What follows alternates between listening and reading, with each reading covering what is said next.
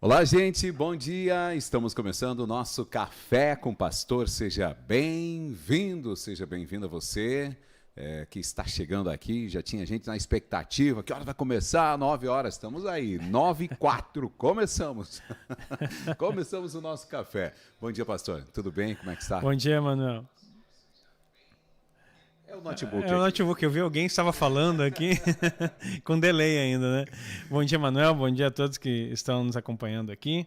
É um privilégio voltar a esse momento tão precioso que é o nosso Café com o Pastor. Estávamos aí ausentes, passando as reprises devido às nossas agendas, mas que bom poder estar aqui ao vivo com você e falar de coisas poderosas. Estávamos comentando um pouquinho aqui, né, sobre uma sequência de uma série de cafés que a gente pode fazer aqui a respeito do altar. Logo nós vamos falar sobre isso. Olha só que maravilha. Então prepare-se aí, prepara caneta, papel, notebook, sei lá o que é, onde você escreve, no teu celular, se você grava, se você filma, sei lá. Prepara o teu material de estudo, porque realmente vai ser poderoso. E tem sido, na verdade, altares foi o primeiro tema, né? Às vezes a gente, e é muito engraçado, né, pastor, porque quando a gente começou a estudar altares e o Senhor começou a trazer, e aí e é uma ramificação, né? É um monte de situações, são muitos temas que você vai elaborando, que você vai trabalhando e ele não se esgota, né? Não, o interessante é assim, Manuel, acho que Deus, quando Deus nos chama para algum determinado ponto, não quer dizer que eu vou falar o resto da minha vida sobre altar, porque até então eu nem falava sobre isso, e Deus nos trouxe essa palavra. Mas é interessante que tudo que a gente começa a olhar para a Bíblia, começa a saltar aos olhos altar, altar, altar, e a gente fica olhando assim, meu Deus, isso é um altar, e a gente não sabia. E isso é muito precioso, porque Deus começa a nos mostrar coisas que estavam como que escondidos. Não escondidos de nós, mas escondidos para nós. E Deus tem muito para falar ainda sobre altares, para a nossa vida, para a vida da igreja e para todos vocês que nos acompanham aí, e receber muito do Senhor, porque Ele nos constitui como altares para Ele também. Olha só, então prepare-se aí, gente. Vai lá, compartilha. Vamos, né, compartilhando. Dá bom dia aqui para o pessoal que está chegando, o pessoal, os membros aí também. A Francisca, seja bem-vinda. A Drica, enfim, o pessoal que está chegando, por favor, vai compartilhando, deixa aí, e também os demais, né? Seu João Pedro Nainede, que são carteirinha aí, já esses são os fãs número 1, né? Tinha que ter uma estrelinha para mostrar, né? Lembrei da escola, agora que ganhava as estrelinhas. As estrelinhas, né? Sejam bem-vindos aí, que benção também. O pastor Vanderlei, né? Jaciane, o Fábio, Rosemary, então sejam todos bem-vindos. E é importante que você compartilhe. Queridos, às vezes o pessoal fica assim, mas eu não vou conseguir acompanhar no momento e tal. Fica gravado, fica liberado, pelo menos até por um período, tá? Inclusive tem alguns materiais do próprio YouTube que eles vão começar a ir também para o Davara. Então, quer dizer, tem coisas aí que nós estamos mexendo. Então, aproveite os conteúdos que estão ao vivo aqui, né? Quem tem acompanhado o Êxodo, então nem se fala. Hoje o senhor teve que parar, né? Meu Deus, muita revelação, vou ter que parar aqui. Senão eu vou mais uma hora. Nós entramos naquele capítulo e não deu para continuar. Começou a soltar muita coisa aos olhos. Isso é bom, né, pastor? Porque a Bíblia, ela não se limita apenas a um versículo, a um texto aqui e pronto. Não. Numa palavra. Tanto que o hebraico, uma palavra, meu Deus! Imagina o dia que eu souber o hebraico fluente assim, hein? Acabou. A gente vai demorar meses numa palavra. Queridos, nossa, para você, e é tão importante isso que, né, uma vez em um direcionamento, né, na palavra do Senhor, em minha vida, falava sobre palavras, e a gente comentava, né, logo no início, quando a gente começou, falando sobre palavras poderosas, ou seja, as nossas palavras, elas têm vida, elas têm poder. E aí você imagina, né, tudo aquilo que a gente fala muito rápido, o quanto a gente está construindo, né, o quanto a gente está levantando de altar. Não, e assim, você nem. Essa é uma outra série que a gente pode fazer aqui, né? Depois que eu descobri que as nossas palavras também são altares. E aí, você diz assim, pronto, pastor, agora tudo é altar. Não, mas Porque você mesmo. constrói. Você está construindo, você tem que... E tem muita coisa envolvida aí dentro das palavras. Mas, enfim, vamos deixar uma série. Vamos ter que voltar a falar sobre as palavras como altares. Olha só, então vamos lá. Então, tô só fazendo uma introdução enquanto o pessoal tá chegando aí, gente. Vai mandando aí, aproveite. Pastor, já fazer uma introdução, né, com relação a essa questão dos altares, qual a importância da gente entender os altares? Eu estava até pesquisando nas minhas enciclopédias lá, que eu gosto do papel mesmo para estudar. E aí a palavra altar, ela vem de uma palavra grega e vem do latim também, as duas, e fala sobre algo elevado, algo que se levanta do chão. Altar, então, é algo ou uma plataforma elevada do chão. Então, altar é algo, vamos pegar aqui a Bíblia para dar um exemplo, que estava no chão, eu vou ter que levantar. Ele não pode ser algo do chão. No altar nunca se faz no chão. E aí, me vem um monte de coisa na cabeça que eu não posso nem falar aqui. Altares para Deus precisam ser elevados. E existem altares que são feitos no chão. E eles não são para Deus. E existem altares que se elevam também e também não são para Deus. Aí a gente vai entender o que são altares malignos e altares para o Senhor. Mas a importância de você entender que você precisa ser elevado. E essa palavra pode ser, ter uma aparência também mística, mas emanência, emanar, elevar, é uma questão espiritual que a mística usou como termo, mas que também é importante para nós, como seres humanos, entender que nós não evoluímos. Já pensou que a gente fala muito sobre evoluir? Nós não evoluímos. Então, a evolução entrou no nosso vocabulário, mas não é correto. A evolução ele tem todo uma forma de fala na sua construção da palavra, na sua... enfim, não precisa termos da língua portuguesa. Tanto o senhor como sociólogo, né? Que, enfim, a parte da sociologia e a parte da filosofia tem toda uma interpretação dessa questão da evolução, né? Sim, totalmente. E aí a gente acaba trazendo para as nossas vidas. Não, nós estamos evoluindo. Não, nós não evoluímos. Não há evolução na nossa vida. Há uma imanência. Espiritualmente, nós estamos galgando coisas espirituais. Até que chegamos à estatura de Cristo. Então, nós não evoluímos, nós crescemos, nós progredimos e nós emanecemos, não sei como é que se fala a palavra, estou inventando palavra aqui, mas então tem esse sentido. E quando falamos de um altar, nós estamos falando de algo que está subindo, que está elevando, algo que não está mais apenas no terreno, é algo que está se elevando para Deus. Olha que importante isso. Você perguntou qual é a importância dos altares. Então, todo altar, ele faz uma conexão. Ele traz da terra em direção ao divino. Ou da terra em direção ao maligno também, porque ele também quer se aproveitar das mesmas coisas. Então, essa plataforma elevada, algo que se eleva, é essa a importância do que nós temos. Nós não podemos, agora sintetizando aqui, nós não podemos ficar no terreno para alcançar as coisas altas. Estamos na terra, mas com a nossa cabeça nas coisas celestiais. Meu Deus. Então, estamos na terra, nossos pés precisam estar na terra, mas a nossa mente precisa estar nos céus. Tu vê da importância, né, de você ter, aí não vou chamar de evolução, mas a tua vida em transformação. Eu acho que em vez de evolução, acho que usaríamos a palavra transformação, porque nós somos transformados pela palavra e nós somos transformados a todo momento. Então, quando as pessoas dizem, eu estou evoluindo na palavra, tu não está evoluindo na palavra, não. Tu está sendo transformado por ela. Isso. De glória em glória, a palavra diz. Somos transformados de glória em glória. Café ficou forte? Tá bom? Tá bom. Então, queridos, prepare-se porque esse café vai ser forte, tá? Esse que nós estamos tomando e esse que vai vir hoje. Pastor, altares. Né? Que nem eu disse antes aqui, nós iniciamos, né, digamos assim, alguns podcasts, foram vários assuntos, mas os altares foi o que realmente deu aquela chamada de atenção e que despertou muitas coisas. Opa, Deus tem, né, coisas escondidas para nós aí. É algo que, para esse tempo, E às vezes a gente se perguntava, o senhor se pergunta muitas vezes, né? Onde é que estava isso que eu Que eu não via. que eu não via antes? Eu queria ter visto há 5, 10 anos atrás. Eu acho que se há 5, 10 anos atrás a gente tivesse visto, não teríamos acreditado. Nós íamos pensar toda a parte mística. Por quê? Porque aí a nossa mente não estaria no céu, estaria na terra. Deus tem um processo, né?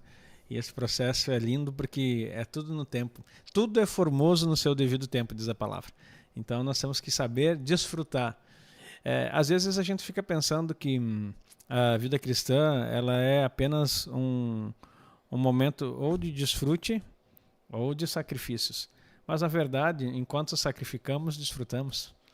Porque há coisas que nós vamos ter que negar a si mesmo, mas enquanto estamos negando a nós mesmos e estamos produzindo a unção na nossa vida, a gente tem o deleite de saber que Deus está recebendo algo. E não é só sofrimento, não. Vai ter as aflições, as perseguições, vai ter todos esses detalhes na vida. Cristã normal. Normal não. Na vida cristã é de fato.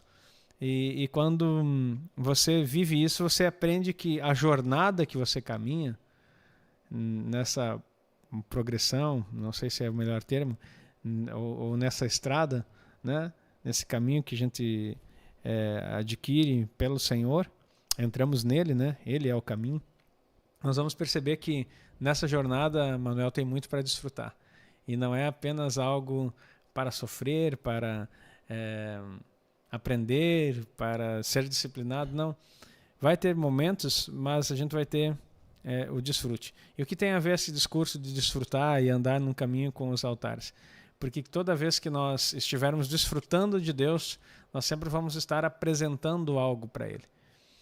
Quando nós entendemos que há algo dele sobre nós que nos traz prazer, nos traz alegria, nós vamos sempre estar oferecendo a Ele aquilo que somos, aquilo que temos e aquilo que nós desejamos. Nossa. Aí vem lá para o Salmo 37, né?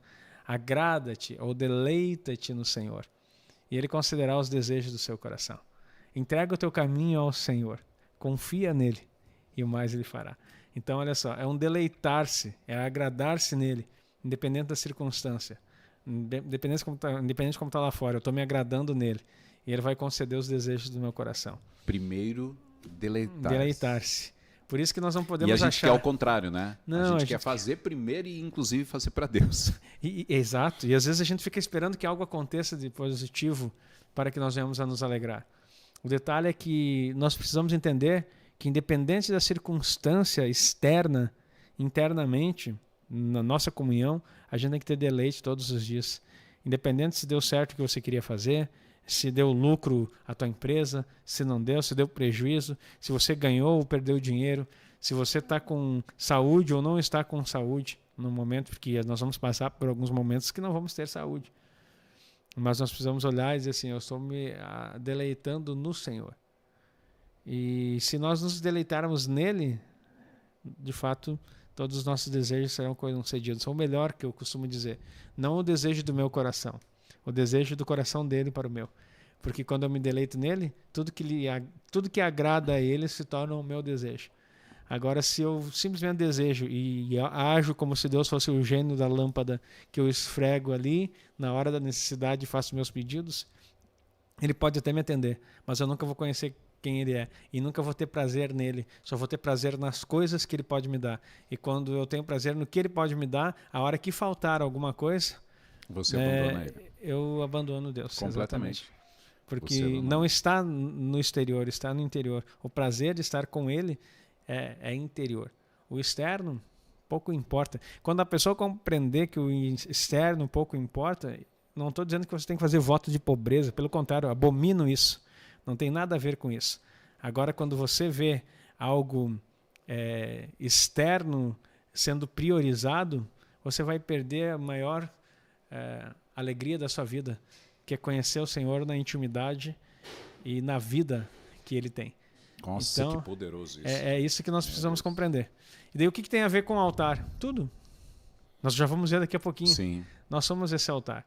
Ou nós nos apresentamos como um sacrifício vivo diante dele e deixamos ele queimar tudo que tem para consumir, ou nós vamos ficar sempre resistindo, esperando que algo externo aconteça para resolver aquilo que só internamente ele pode fazer. Meu Deus. Então, Parece meio filosófico, mas é profundo. Mas aí entra aquela questão, né, das pessoas sempre dizem assim, pois eu estou evoluindo em Deus, né? Não é evolução, você está sendo transformado por Ele. É isso que o pastor, resumindo, houve uma transformação na sua vida, você entendeu. E como é importante a gente entender esse processo, né? Porque tudo é um processo. Às vezes as pessoas, elas procuram... E nos procuram, né? Assim, dizem, olha, preciso de uma oração, preciso urgente. Entram no desespero, na ansiedade de tentar resolver uma situação da sua vida, porque descobriu. Glória a Deus porque você descobriu. Glória a Deus que veio à luz. Né? O pior é que não viesse à luz e você ficasse sob aquilo ali. Né? Mas não se resolve assim imediato. Nada se resolve imediatamente, né? Tipo um passe de mágica. Que poderoso isso que tu falou, que eu já vou dar uma fala aqui pro povo. Porque a gente trabalha aqui com altares, identificando altares é um dos trabalhos que a gente faz aqui, que a gente desenvolve, né? Parece que faz trabalho, fica até meio estranho. Não faz trabalho nenhum, querido. Não interprete mal. Tá amarrado. A gente faz trabalho, tá amarrado. Não, assim, ó, a gente desenvolve um trabalho, né? De conhecimento pelo Espírito, através do Espírito Santo, de identificar os altares que estão na vida das pessoas. E o interessante é que às vezes as pessoas estão com esse altar há séculos. Como assim há séculos? É geracional. Já estava no bisavô, estava no avô, estava no pai, chegou nele e está indo para os filhos. Um altar. E aí eu sei que tem muitos haters aí que se dizem até mesmo crentes e que ficam malhando e falando que não sabem, né? Então são como nuvens sem água, né? Vamos falar assim e fecho o parênteses aqui. Não existe maldição, não existe sim. Quem vive e sofre isso sabe que existe. E você é crente. E está com uma situação desesperadora, te consumindo. E você já entregou a vida para Jesus e não consegue entender. Aí, de repente, você ouve alguém dizer assim, tem altares aí. Daí começa a falar, você me ouve falar alguma coisa, você diz assim, meu Deus, você identifica um altar. E as pessoas ligam, às vezes, desesperadas. Às vezes me ligam aqui, fazem chamadas no direct, né, pelo Instagram. E eu identifiquei um altar. Daí eu olho assim, meu Deus, fazia 100 anos que está na tua família e agora que tu descobriu, tu quer destruir ele amanhã ou agora. É urgente, pastor, eu preciso agora porque eu descobri. Não, aprenda algo, queridos. Eu não quero que ninguém fique com um altar na sua vida.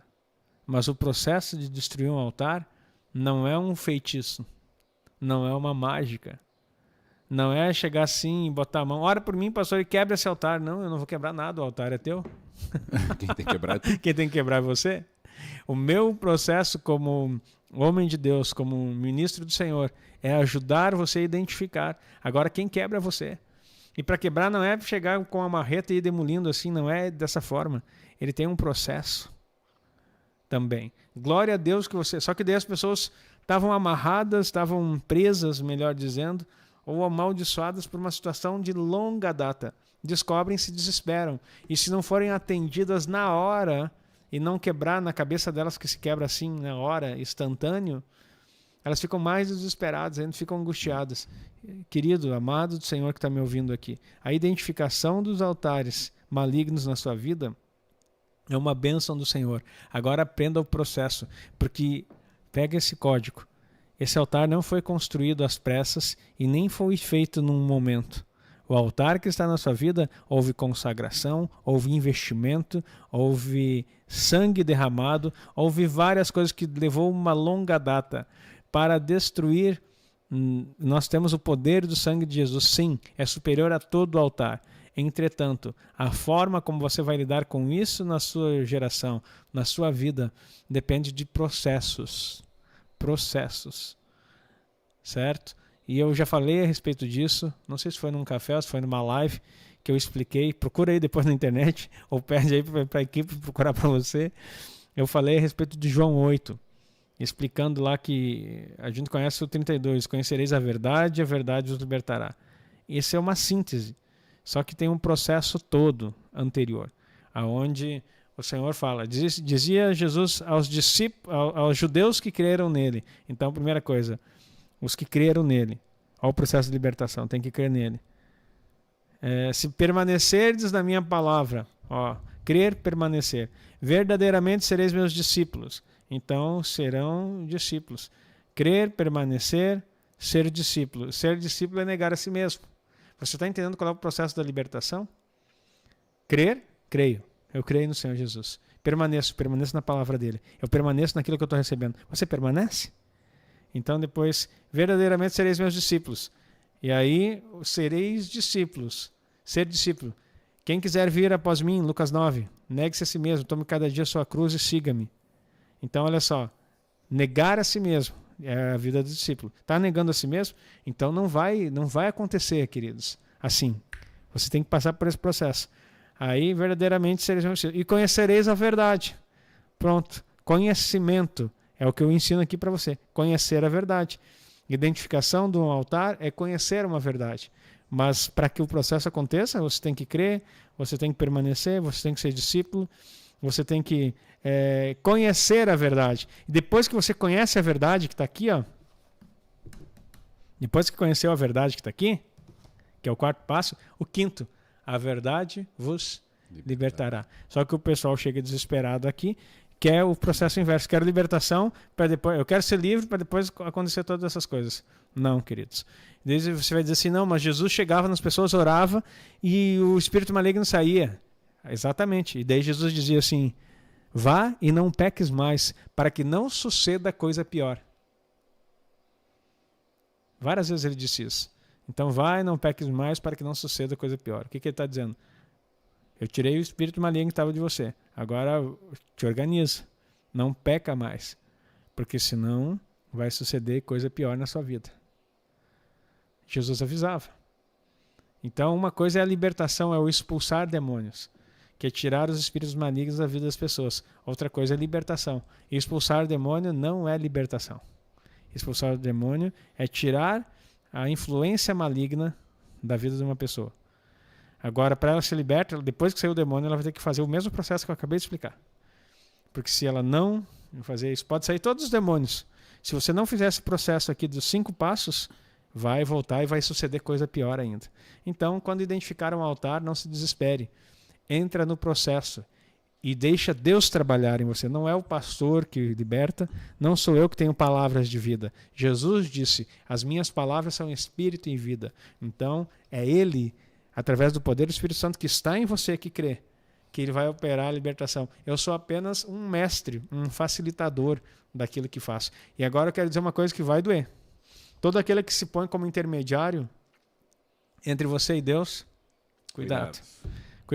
Só tem um mediador entre Deus e os homens, Jesus Cristo, o homem. É Ele que faz todas as coisas. Eu não posso fazer nada por você não, queridos. Eu posso simplesmente... mas aquela questão do sacerdote que ele abençoa, eu abençoo. Abençoar é uma coisa. Agora, libertar você, quebrar o altar, é outro processo, é você. Agora, eu não posso batizar você com o Espírito Santo, mas eu posso impor a mão e você receber. Eu não posso fazer... Está entendendo que tem limites na minha ação como sacerdote? E tem ações que você precisa fazer para que você receba. Então, aprenda isso. Há ações específicas que dependem de você. É o teu desejo. É o teu Deus. Eu não sou um semideus. Eu não sou um enviado da parte de Deus. Não sou um anjo. Até porque se fosse era caído, né? Porque está aqui. Não sou mesmo. Então, assim, não faço nada por ninguém. Eu simplesmente trago a palavra. E através do dom que está na minha vida, do chamado, do ministério, eu levanto um altar para Deus, aonde Cristo é visto, aonde o seu Espírito é invocado, aonde o poder de Deus, através do seu fogo, pode descer no ambiente, no lugar onde você está. Essa é a minha função. Eu sou apenas, aprenda isso, o sacerdote apenas sopra as brasas.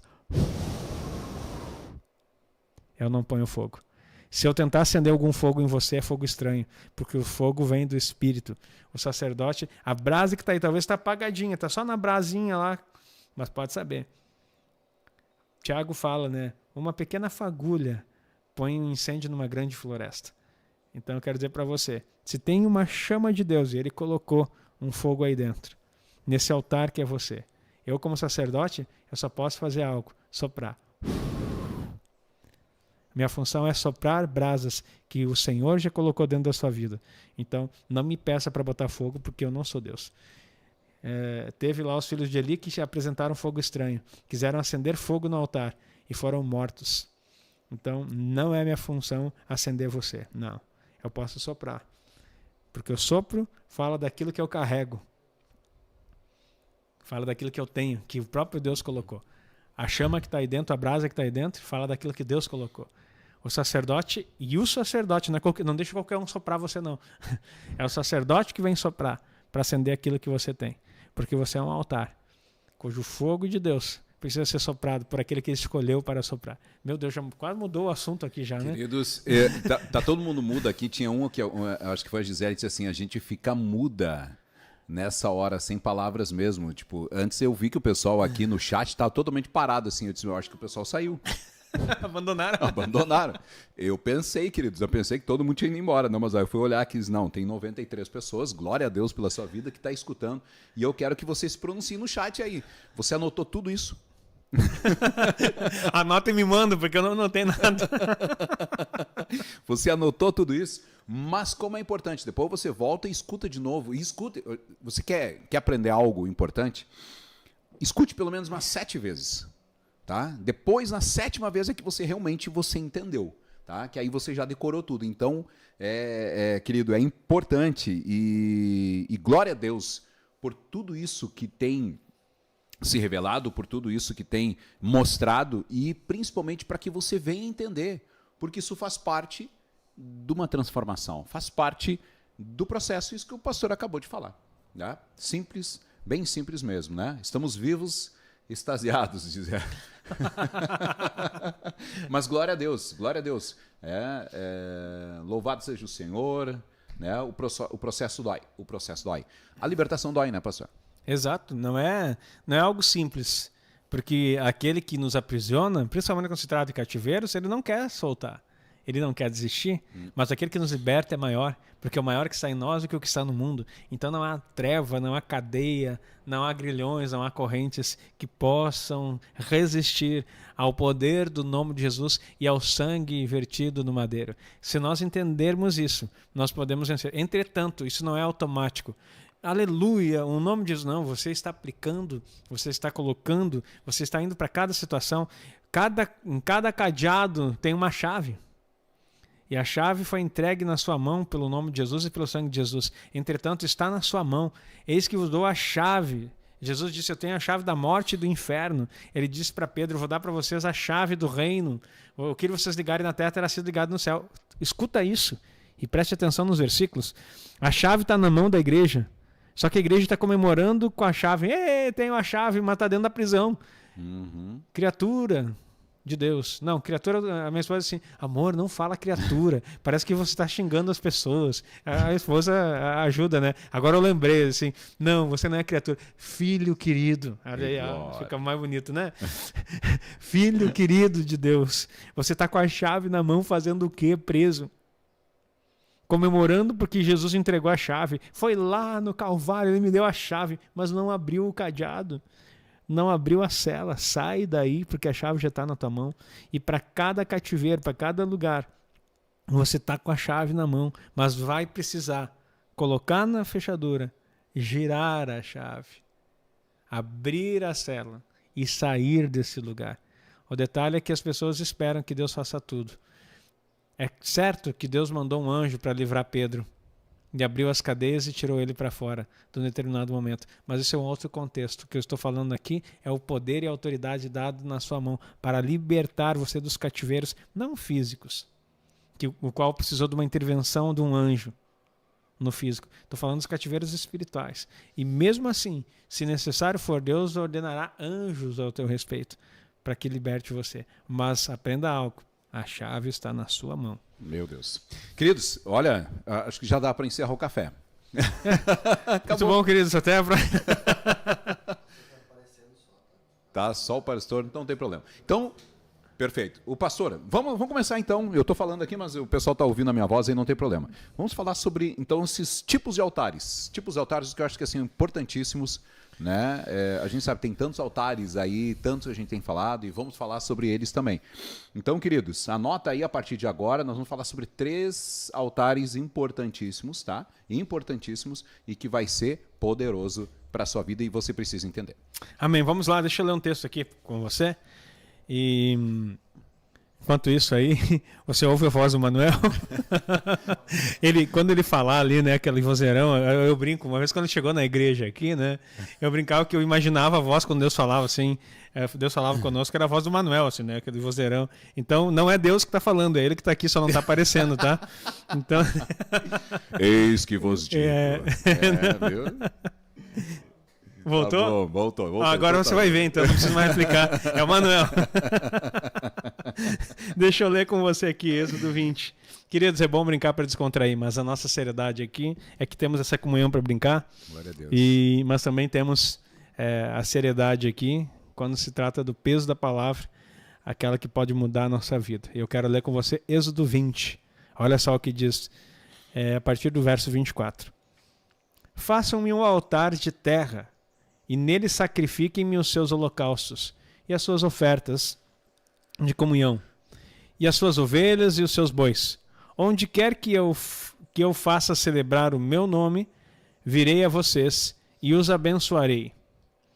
Se me fizerem um altar de pedras, não o façam com pedras lavradas, porque o uso de ferramentas o profanaria. Não subam por degraus ao meu altar, para que nele não seja exposta a sua nudez. Êxodo 20, 24 a 26. Aqui tem algumas coisas que eu quero falar importantes. São 3 tipos de altares, que eu ia falar sobre 4, mas vou falar sobre 3, por causa do nosso tempo aqui. O 4 eu posso citar e depois você pode pesquisar também com um bom estudioso da palavra. Aqui o Senhor está dizendo para fazer um altar de terra. Faça um altar de terra e nele sacrifiquem-me. Então, o primeiro altar, nós vamos falar aqui sobre o tipo de altar. Os tipos de altares, você vai entender a conexão que há nisso. E pega teu papel e caneta e anota aí. O primeiro altar é o altar de terra. E por que Deus está mandando fazer um altar de terra? Lembra que eu já falei aqui que altar é uma elevação. É um monte que se faz de terra e eleva do chão. E em cima dele se colocam os sacrifícios. E esses sacrifícios eles são queimados, são holocausto. E quem manda o fogo nunca foi o homem que acendeu. Aprenda isso. Nunca o homem chegou com uma pederneira ou com uma varetinha para começar um fogo. Sempre Deus mandou fogo do céu. Lembra do altar de Elias? Ele levantou um altar no Monte Carmelo e Deus mandou fogo do céu. Consumiu o altar todo. E inclusive lambeu a água que estava ao redor, na vala que foi feito ao redor. Então você precisa entender que o fogo sempre veio do céu. No tabernáculo, quem acendeu o altar foi Deus. E o que eles fizeram? Aquela chama que veio do céu, eles guardavam. Eles pegaram, acenderam tipo um candelabro, alguma coisa nesse aspecto. E depois que eles acenderam, de todo o tempo eles tiravam dali daquele fogo para acender de novo. E todo dia tinha que manter a lenha e a chama não podia se apagar. Para quem é gaúcho, agora nós vamos entrar em Semana Farroupilha e tudo mais, né? Tem uma chama que é acesa lá e vem vindo de tempo, de situação e fica guardada. Chamada aqui a chama crioula, né? Chama crioula e tudo mais. Então, mas para você entender, esse fogo se manteve. E ele nunca foi apagado em todo o tempo. Não. Quando os filhos de Eli apresentaram um fogo estranho, eles foram acender o altar. Primeiro que eles estavam embriagados, né? E aí eles foram lá pegar a pederneira e acender. Por isso que eles morreram. Agora, isso que o senhor está falando é tão importante e isso era algo que eu ia lhe perguntar, o senhor já está respondendo, né? Que todo altar que Deus mandou, ele mandou fogo. Ou seja, ele pediu, mandou fazer, ele que mandou fogo. Eita, rapaz, isso aí é muito forte. Queridos, para pensar. Todo altar que ele manda, todo altar que ele manda fazer, ele manda fogo. Se não vier fogo, Manuel, não é altar dele. Queridos, não tem ideia da presença do Espírito Santo aqui. Meu Jesus. Querido, olha só. Todo altar que Deus manda fazer, ele manda fogo. Se não tem fogo, não tem glória. E não tem nada a ver com ele. Anotou? Então, assim, aí é a grande diferença. O homem, quando tenta fazer, é fogo estranho. Ele acende, ele faz o altar e ele faz, Senhor, é para ti. Não vai receber nada. Porque Deus não precisa de altares que Ele não manda construir. Meu Deus. Ele é o Deus Todo-Poderoso. Que maravilha isso, Manuel. Jesus. Que maravilha. Agora não foi carne nem sangue que te revelou. Glória a Deus. Querido, eu fiquei impactado porque assim, ó, e eu creio que você também tá, porque algumas pessoas disseram, meu Deus, eu não sabia disso. Então saiba que todo altar, né, que Deus mandou, você, o homem, fazer, ele mandou fogo. Tu não estava... Tu estava, mas não estava participando diretamente dentro do culto de ontem, né? Tu não participou, que eu digo... Tu estava aqui conosco na equipe, Sim. Mas viu o que a gente falou ontem? Exato. Que poderoso. Quem estava no culto da nossa igreja online ontem, que é toda quarta-feira, se você não faz parte ainda, já manda lá no direct, eu quero. Tabernáculos Online. Tabernáculos Online, vem fazer parte. Culto. Começamos o primeiro culto.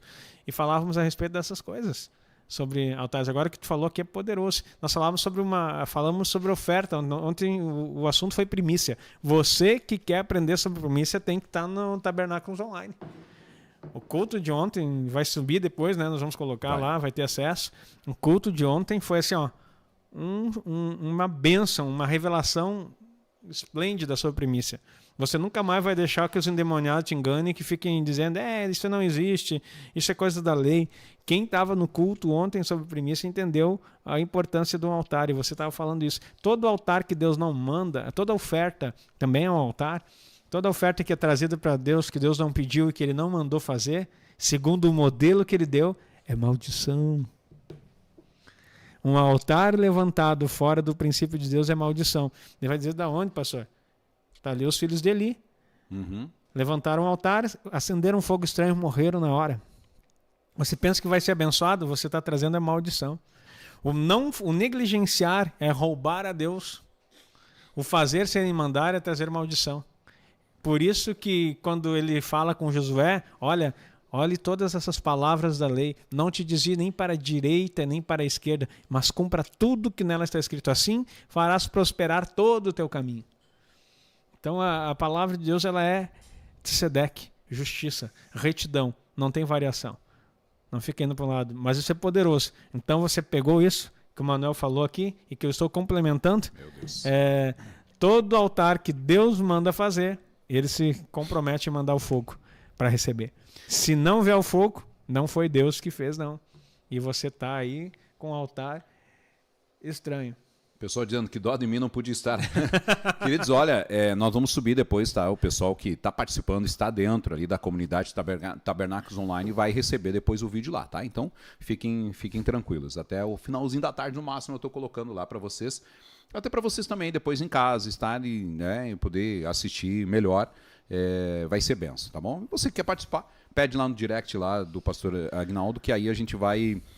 aliás, nós estamos com 2 Instagram, queridos. Um Instagram foi hackeado, a gente não conseguiu recuperar ainda. Não conseguimos, está bem complicado, tá? Então, apenas o Agnaldo Felipe Silva, tá? Apenas o Agnaldo Felipe Silva. Então, se você está dentro do pastor Agnaldo Felipe Silva, não movimente lá, apenas só no Agnaldo Felipe Silva, tá?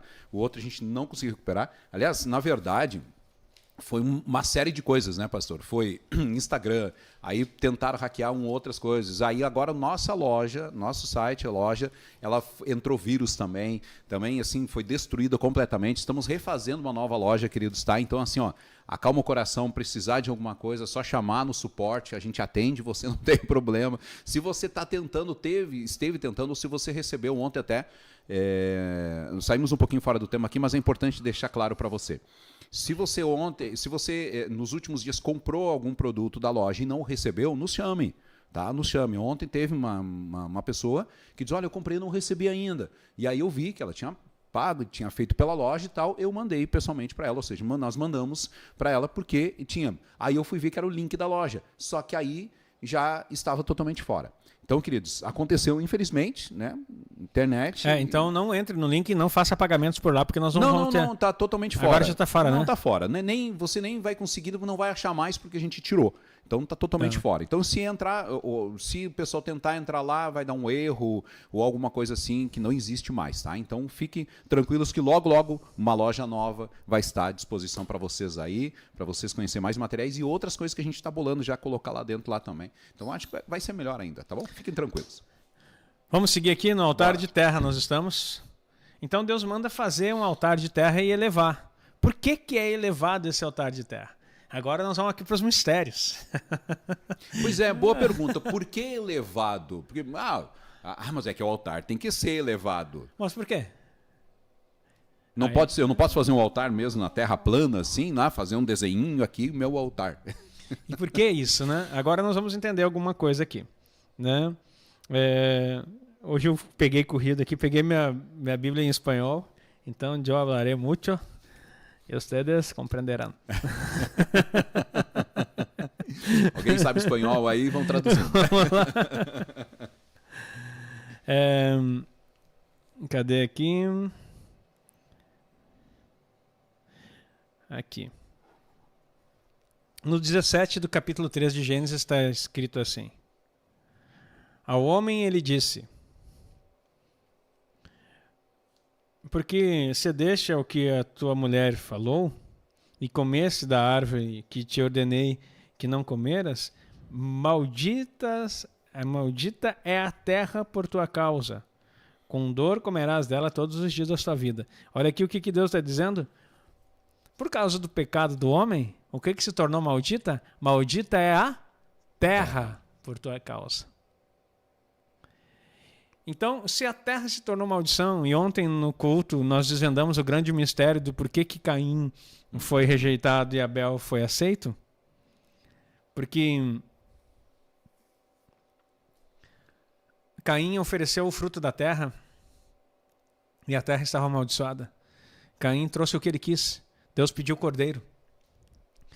Caim levou o fruto da terra. Não tem nenhum problema em ser agricultor nem nada. Mas para a adoração existe uma forma que ele quis e não o que o homem escolhe. O detalhe é que até hoje as pessoas escolhem o que oferecem no altar e trazem maldição para si e não são aceitos. Só que como Deus não fala com voz audível e o coração da pessoa é tão duro, ele acha que está agradando a Deus e ainda se torna maldizente porque é rejeitado. Não tem respostas, não consegue receber o que precisa, mas o coração dele está na mesma direção, na mesma frequência de Caim, oferecendo o que quer, oferecendo aquilo que é maldito, em vez de oferecer aquilo que Deus pediu. O cordeiro sempre foi o símbolo de Cristo. Quando Abel oferecia o cordeiro, ele estava falando exatamente daquilo que Deus ensinou antes deles saírem do jardim, e aquilo que aponta lá em João 29, eis o Cordeiro de Deus que tira o pecado do mundo. Deus pediu a oferta e ele dá a forma correta. Eu não concordo com primícia, eu não concordo com dízimo, eu não concordo com oferta. Isso é um problema seu. Com todo carinho eu falo isso, porque não depende de você concordar ou não. Há um Deus sobre toda a terra, que é Senhor, e ele estipula, e você obedece se quer. Se não quer, viva a sua vida da forma que você vive. Mas não queira culpar a Deus e nem receber dele aquilo que você precisa. Porque aquele que não dá, não tem direito de receber. Por isso que a Bíblia diz, melhor é dar do que receber. Quem primeiro a ele deu para que reconstituído fosse, quem dá primeiro é maior. Sempre é assim. Quem deu primeiro? Deus.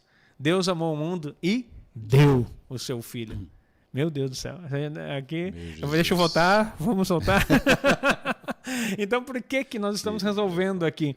Por que a terra foi maldita? Por causa do pecado.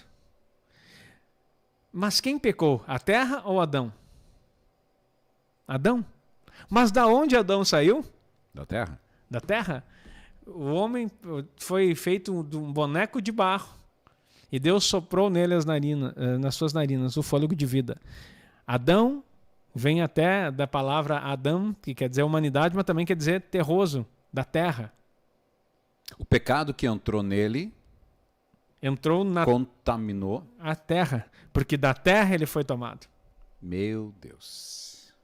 Então, o pecado entrou nele, maldita se tornou a terra, porque tu é pó, e ao pó tornará. Olha só.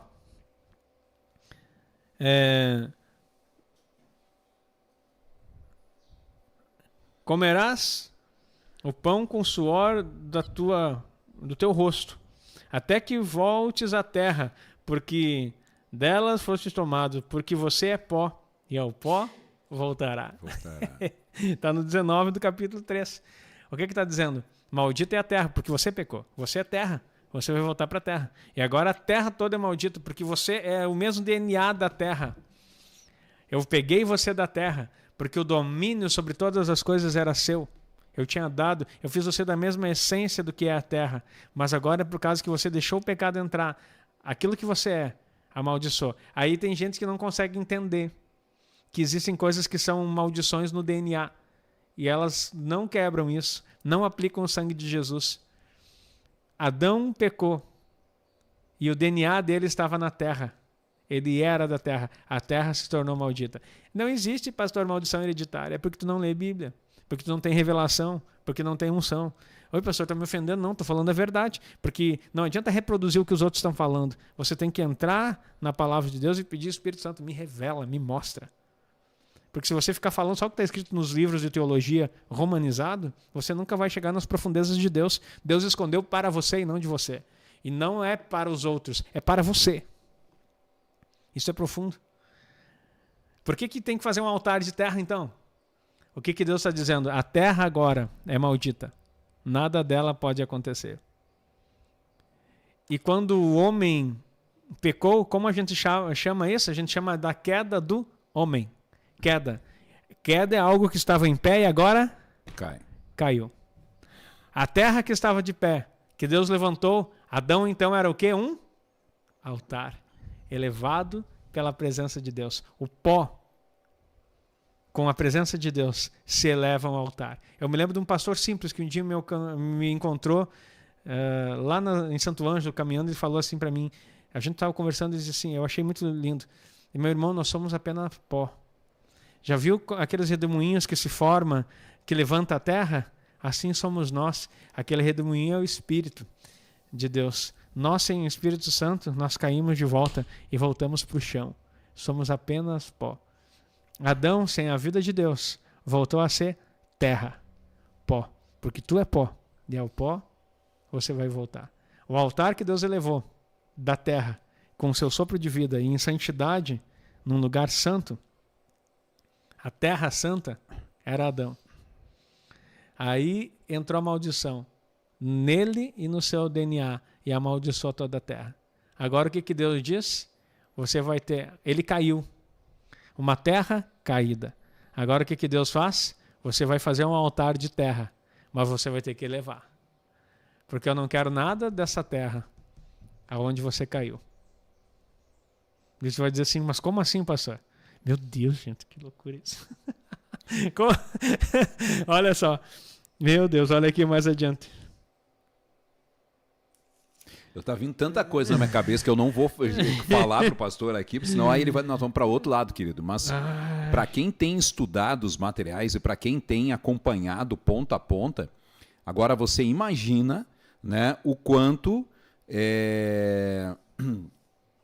tem sido revelador essas mensagens, ou seja, esse direcionamento que você está recebendo. Querido, entenda, você veio da terra, você é um altar levantado por Deus. Você é um altar levantado por Deus. Por isso da importância de você entender sobre altares, e por isso da importância de nós nos libertarmos e sermos aquele altar que Deus, quando toca, Ele manda fogo do céu para você. Pastor, o senhor já teve experiências de se sentir queimado? Sim, meu Deus. É o altar que Deus tocou no senhor. A mais forte foi ali no Rio de Janeiro.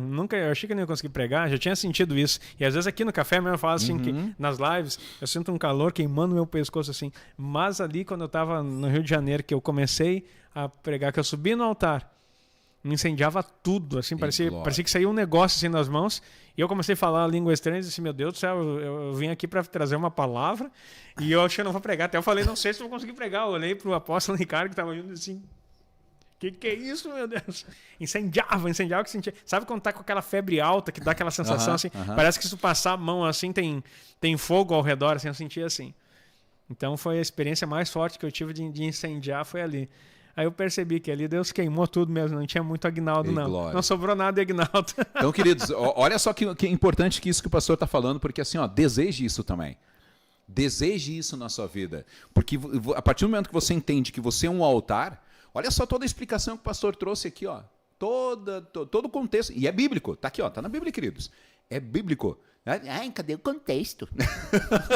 Onde é que Onde tá na está Bíblia? escrito? Onde é que está na Bíblia? Me dá um... né? Querido, leia a Bíblia e deixe o Espírito Santo trabalhar na sua vida. Porque assim as pessoas elas querem tudo uma referência, mas não deixam essa referência ser uma referência para ela. Aqui que está aquele ponto que as pessoas não entendem, não aqui de nenhuma forma, fala da lei também, mas há um sentido que a letra mata e o espírito vivifica. Porque se você só lê num aspecto sem compreender o espírito por trás da letra, você não vai enxergar o que a gente está vendo aqui. Exatamente. O que você está recebendo aqui, você está enxergando coisas que poucos conseguiram ver. E que é o Espírito Santo que está trazendo para nós. Olha só para nós continuar aqui sobre a importância do caído, da terra caída agora. Olha o que Deus fala para a serpente. No verso 14. Deus o Senhor disse então à serpente, 13:14. Por isso que você fez, maldita serás entre todos os animais, ou as bestas, né? Entre todos os animais do campo, entre todas as bestas e animais do campo. Sobre o teu ventre tu se arrastará, e comerá pó todos os dias da tua vida. Meu Deus. Olha só, olha a maldição. A serpente agora vai se arrastar. Se arrastar aonde? Na terra, que é o quê? Maldita. Agora o território que era bênção para Adão se torna o lugar do rastejo da serpente. A maldita rasteja no maldito. E você vai comer pó. Você sabe muito bem que cobra alguma se alimenta de pó. De terra. O que Deus está dizendo aqui é porque agora o homem maldito, a terra maldita, o homem maldito vai ser o teu alimento. Todo homem debaixo de maldição é alimento da serpente. Meu Jesus. Anota de novo. Anota. Fala, pastor. Fala, repete. Todo homem debaixo de maldição é alimento da serpente.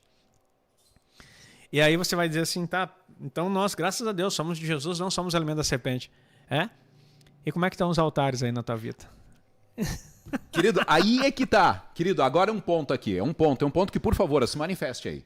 Se manifeste. Por favor, diga, tá entendendo o assunto, você pegou, você entendeu o que você acabou de ouvir, você entendeu, querido, como é importante isso. Como é importante. Aí entra aquela questão que muitos dizem assim, ai, pastor, não, mas eu... Desculpa, querido, mas eu vou falar. Desculpa, eu vou falar. Ai, não, mas a minha ceia de Natal... tá tudo bem. Lá tem Jesus. E para mim, e eu coloco o sangue de Jesus. Volta ao detalhe. Você constrói um altar que Deus mandou fazer, você está fazendo por conta. Vai vir fogo. Aquilo que ele não construiu, não vem fogo. E se não tem fogo, não é consumido, não é aceito. Logo é maldição apresentada em prol do evangelho. Pronto, queridos. Respondido. Muitos, infelizmente... E não só o Natal, não. Todo não. altar que é feito fora. Tá cheio de festinha aí que não é bíblica e que o povo está construindo altar e dizendo assim, mas eu consagrei ao Senhor. E daí? Caim também consagrou ao Senhor. Levantou o altar para o Senhor. E apresentou aquilo que ele quis. Só teve um detalhe. Não foi aceito. Aí é que tá, né, pastor? E como é importante assim, o porquê, queridos? É importante que você tá dentro da igreja, entendeu? E você busque, mais do que nunca, identificar os altares da sua vida. E quebrar. Porque muita gente... Desculpa, mas lascou tudo. Lascou tudo, entendi. E é isso, entendeu? Nós temos que saber aonde estamos levantando os altares. A sua vida tem sido levantada o quê? O que você levanta diariamente? Aí entra a questão, aquilo que o pastor já falou, nós vamos falar em outros, né? Altares das palavras. O que você tem levantado através das suas palavras? Aquilo que você tem construído, através das suas ações. Enfim, é muita coisa aqui. A gente ia levar um dia inteiro só para falar sobre isso, entendeu? Para você compreender aquilo que estamos falando. Vamos continuar aqui? Bora, porque assim, senão nós vamos longe. A gente é só no primeiro, a gente é só na terra aqui. Mas assim, ó, querido, se não der para fazer os outros, pelo menos da terra você vai entender. Tá bom? Se não der tempo aqui de fazer o restante. Mas olha só. Então, você está entendendo. Tudo aquilo que não... A terra, então, agora foi maldita. Por isso que Adão caiu, tem que levantar um outro altar. Porque Deus não fala com o que está prostrado. E várias vezes ele diz assim, põe-te de pé, que eu falarei contigo. Meu Deus. Tem vários versículos que acontece isso. A prostração é a forma de adoração do homem. Mas quando Deus quer falar com você, você tem que se colocar de pé. Porque você é um altar. E ele não coloca nada em cima da terra. Ele olha para você como um altar, onde ele eleva para que o fogo dele possa descer. Então, fica de pé, que eu quero falar contigo. E aí vem o fogo de Deus sobre o altar, que é você. Então, a serpente agora rasteja sobre um altar. E se alimenta daquilo que é maldito. Aquele que está debaixo de maldição.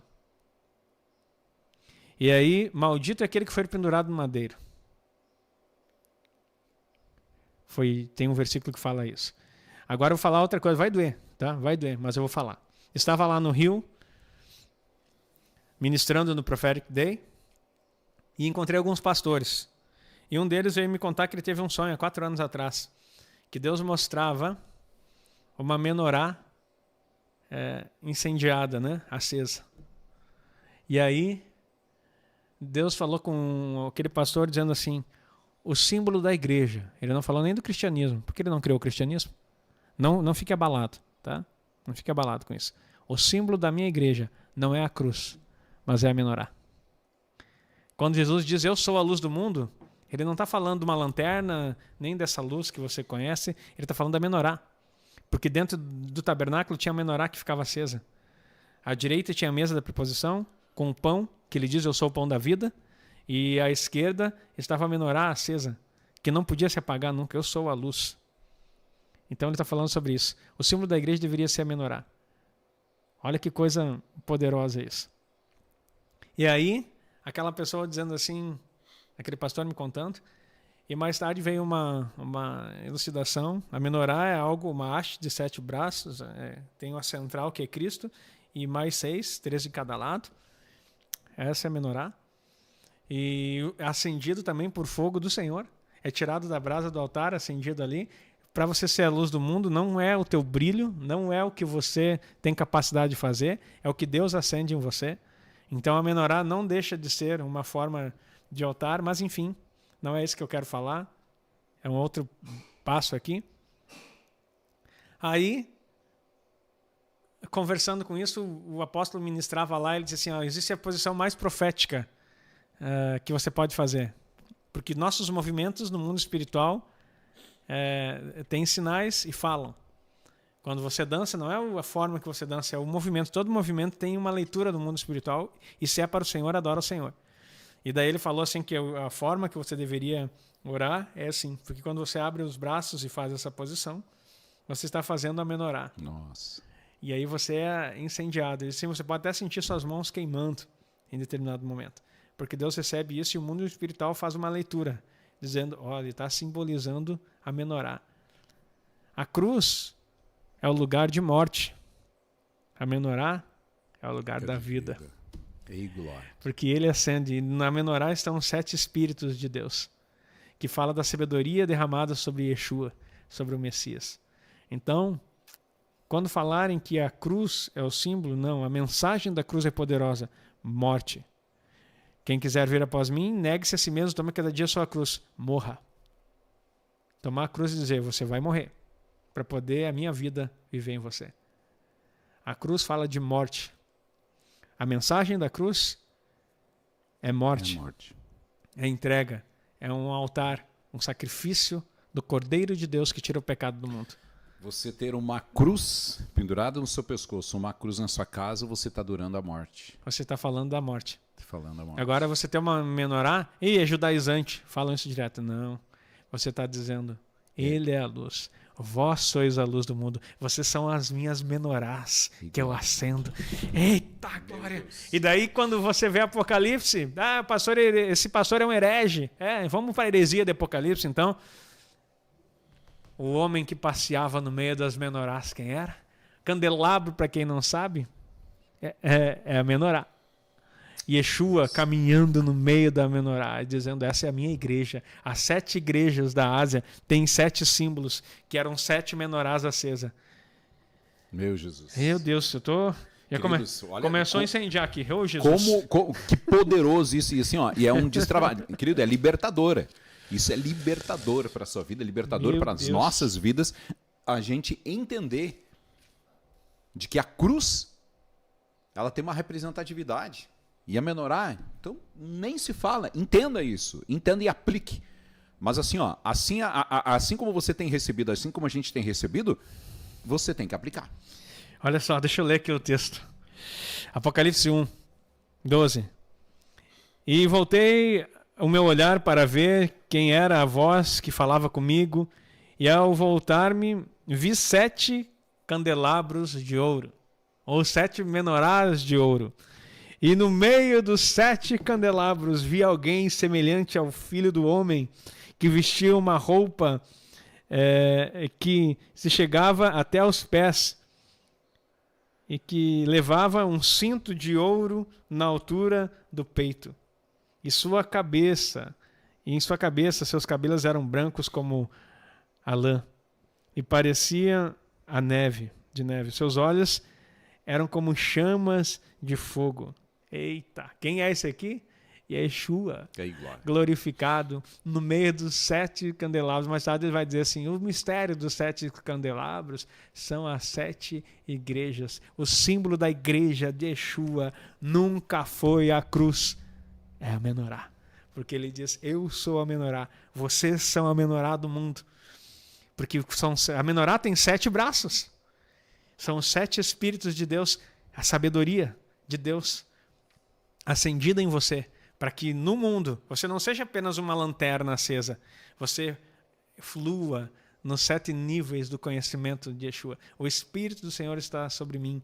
A mesma unção que veio sobre Yeshua virá sobre a menorá, porque a unção é o óleo que acende a chama. Meu Deus. Queridos, meu Deus, muito forte, muito forte. Você tá entendendo aí? Tá entendendo? Por favor, diz assim: tô entendendo. E a partir de hoje eu começo a olhar de uma forma diferente, né, para aquilo que Deus tem revelado. Meu Deus do céu. Pastor, teve uma pergunta que eu acho que é importante. E quando a gente cita, né, às vezes tem algumas orações que o pessoal diz assim: eu oro, agora cai por terra. Né? De que forma esse conceito...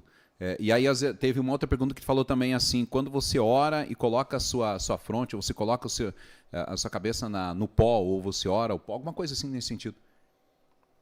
Olha só, 2 coisas importantes. Cair por terra é interessante. O que está levantado cai por terra. O que aconteceu com Adão? Caiu por terra. Aí virou alimento da serpente. Quando Deus derruba algo, não tem como levantar mais. Se cair por terra, toda obra maligna cai por terra, ou seja, volta para o lugar onde é o seu lugar, maldição. Então, caia. Isso foi perguntado, né? Por que a igreja ora e joga por terra? Não, porque é exatamente isso. Cair. Tem que cair por terra e ir para o lugar da maldição. Dizer que caia por terra é dizer assim: seja maldito. Meu Deus! E o que é a palavra? Agora aprenda outro segredo aqui, ó. A palavra anátema quer dizer assim, ó: seja maldito. Qualquer um que falar outro evangelho, a não ser o que vos temos ensinado, seja anátema, seja maldito, caia por terra, caia num lugar de maldição. Para onde é? O Adão caiu por terra, não era o lugar dele. A serpente foi para a terra e começou a comer o pó, porque é o lugar dela de ser maldita. Agora, o interessante é que quando o homem se tornou maldito, Yeshua se fez maldição para que pudesse levantar novamente. E aí, quando ele for levantado no madeiro, eu atrairei todos a mim. O interessante é que até para ser maldito ele teve que ser levantado. Jesus não foi sepultado, não foi colocado na terra, ele não foi feito nada na terra. A única coisa que ele colocou na terra, ele verteu o seu sangue no Getsemane. Quando eu orava, ele suou o sangue. Sabe por quê? Porque a cruz não poderia sangrá-lo antes dele dar o seu sangue. Porque ele disse assim: ninguém tira a minha vida, eu voluntariamente a dou. Ele era o sacrifício, ele verteria o seu sangue voluntariamente. Se ele fosse vertido o sangue simplesmente porque os romanos e os judeus o entregaram e ele foi morto, Então ele seria assassinado. Não, mas ele suou sangue antes disso e marcou a terra. O sangue dele caiu na terra enquanto ele intercedia, enquanto ele orava no Getsemane, dizendo o quê? Ele morreu ali. Porque, sabe, Jesus não morreu na cruz. Meu Deus do céu. Jesus não morreu na cruz. Ele morreu no Getsemane, sendo prensado. Porque ele diz assim, Pai, todas as coisas lhe são possíveis. Se possível, passa de mim esse cálice. Todavia não seja feita a minha vontade, mas a sua. E aí, orando nessa intensidade, ele se entrega e ali ele morre. Porque a vontade dele era não sofrer. Mas ele diz assim, todavia não seja feita a minha vontade, mas a tua. Morte. Quem quiser ver após mim, negue-se a si mesmo. Tome cada dia a sua cruz e siga-me. Se entregue, como ele se entregou no Getsemane. Não é a cruz não, queridos, é a entrega. Aí o que acontece? Ele verte o seu sangue. E o sangue cai sobre a terra. Porque toda a terra era maldita. A partir que o sangue de Jesus cai na terra no Getsemane, toda a maldição é quebrada. Meu Deus do céu. Eu ia dizer, o sangue que caiu na terra, a maldição toda ela. E aí depois na cruz, o que ele faz? Ele entrega todo o seu sangue. Porque carne e sangue não podem herdar o reino dos céus. Então ele verte todo o seu sangue. E toda a sua carne é rasgada ali. E agora, Yeshua morre. Nas tuas mãos entrego o meu espírito. Está pago. Querido, e olha só, tão importante, o sangue de Jesus já começou a restauração, começou a purificação da terra a partir do momento do sangue de Jesus no Getsemane. Eu vou estar no Getsemane esse ano. Eu vou ir lá de novo. Meu Deus, que entendimento. Que mover. Eu vou estar ali.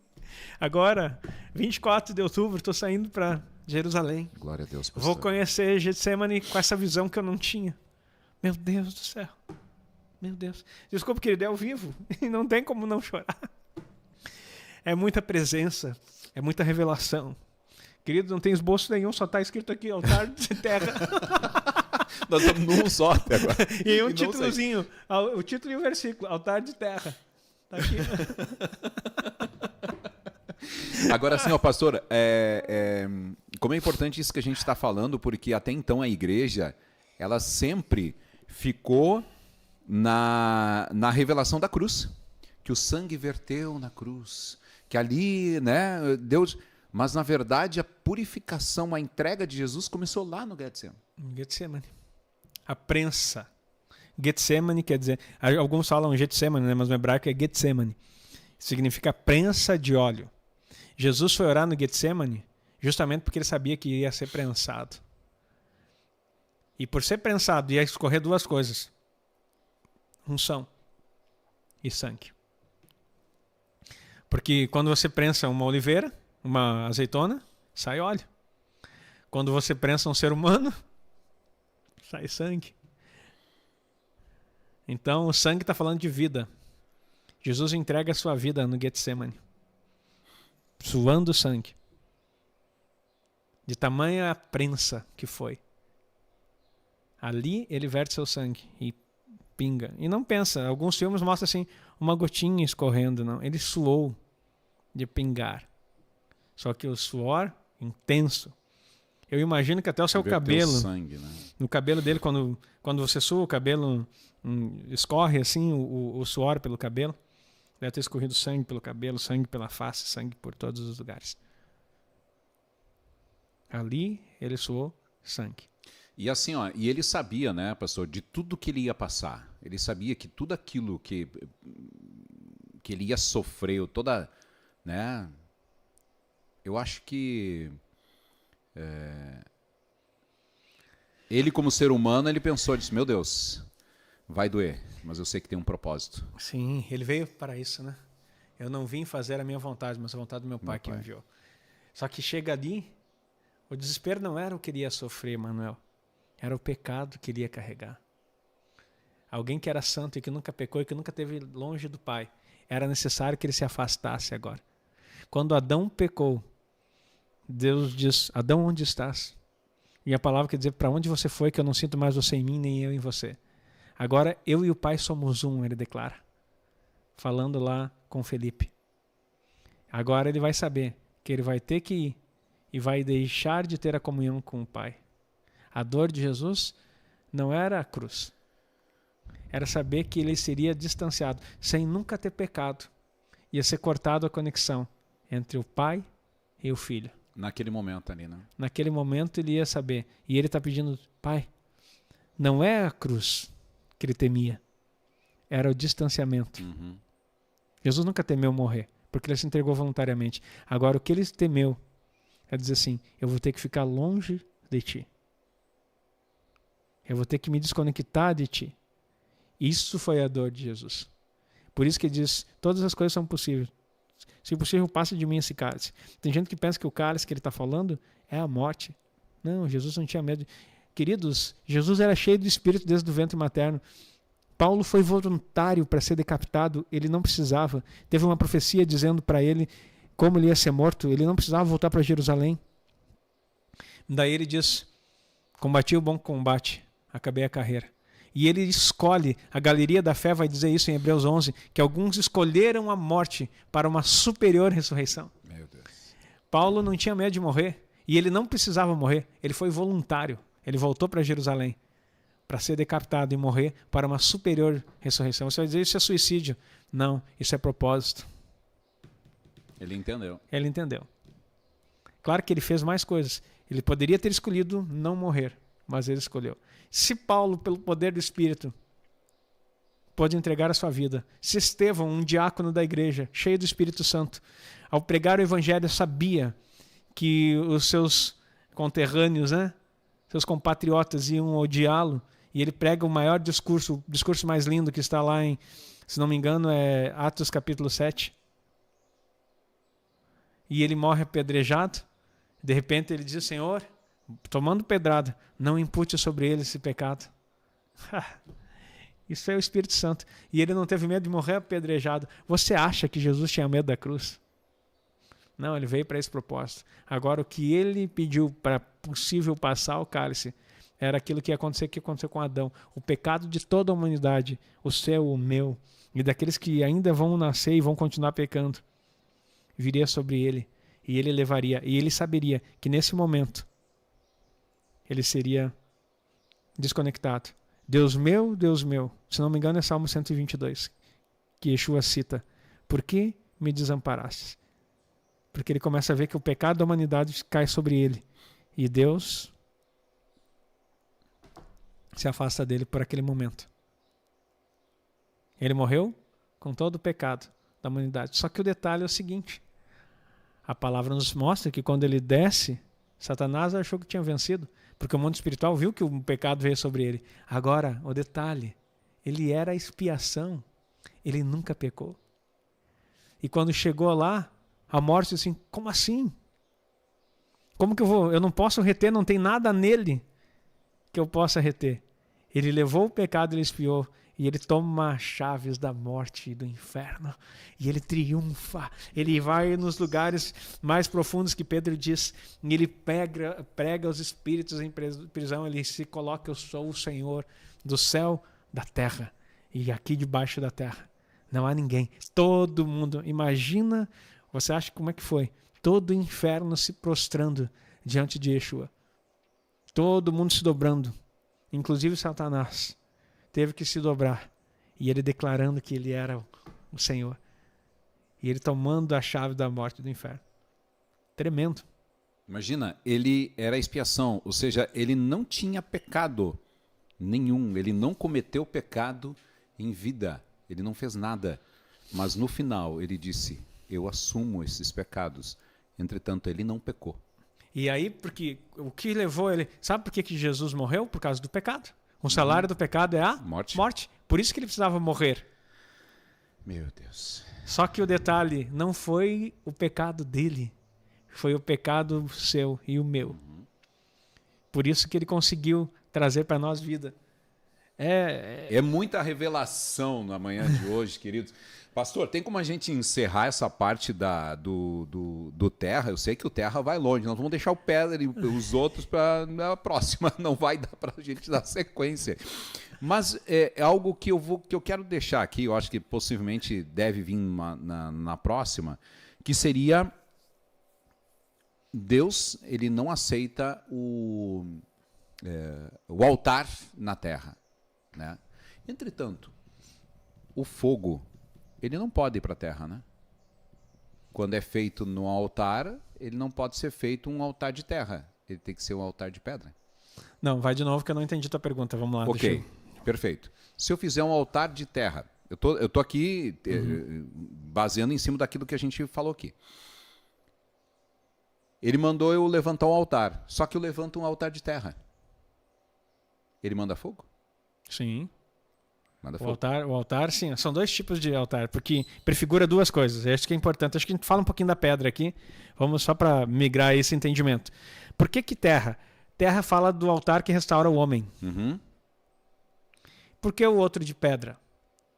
Pedra fala da rocha, que é Cristo. E prefigura aquilo que o homem vai ser feito através de Yeshua.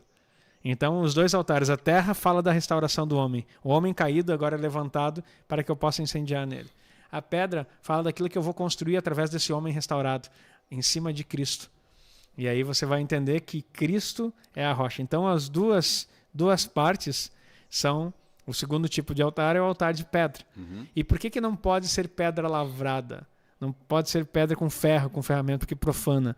Porque a pedra sem auxílio de mãos humanas, a Bíblia fala a respeito de Cristo, para entender que ela não foi cortada por mãos humanas. E essa rocha, né, também lá na visão que destruía a estátua do sonho de Nabucodonosor que Daniel interpreta, de repente vem uma pedra, tem todos os reinos tipificados e uma pedra aparece e ela vai, olha só, olha que coisa linda. Aquela pedra vai crescendo, crescendo, crescendo e destrói a pedra. Primeiro ela destrói, a pedra aparece e destrói todos os reinos. Depois ela cresce e se torna uma montanha. Fala do terceiro altar, que é a montanha.